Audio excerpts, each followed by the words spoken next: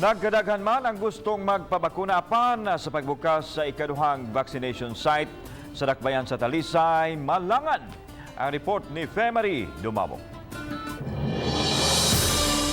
Ugma na unta buksan ang kaduhang vaccination site sa Osaka Mall sa May Cebu South Coastal Road sa Dakbayan sa Talisay.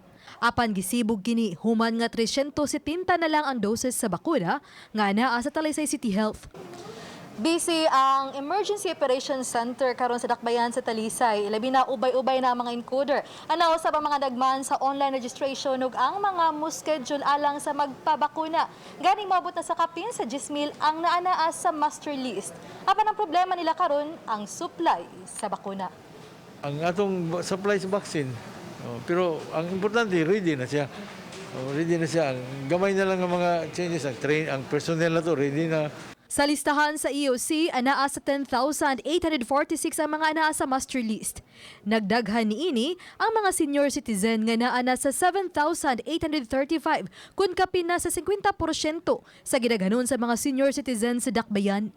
Hinungdan nga nakadesisyon ang EOC nga ang lagtang gym lang una ang vaccination site, samtang nagpaabot sa dugang supply sa bakuna gikan sa Provincial Health Office. Well, ready na mi. Hunong lang sa namo ang opening dito up until na vaccines na maabot na ubay-ubay. May June 8 mo open sad sila og another vaccination site diri sa Talisay for Project Balik Buhay. Modawat sila og mga registration sa mga businesses. Kahinumduman nga niadtong Miyerkules lang nangabot sa Dakbayan ang dugang 2,000 nga mga doses sa bakuna. Apan niadtong Biyernes nangayo na usab sila og dugang supply. Dula na sa 5,000 sa mga Talisaynon ang nabakunahan.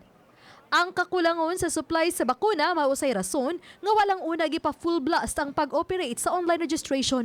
Ilabi na nga daghan pa usab sila nga nadawat nga mga form sa mga magpabakuna gikan sa mga gibisita nila sa kabalayan. Oba ni John Solon. Ako si Femari Dumabok. Balitang Bisdak.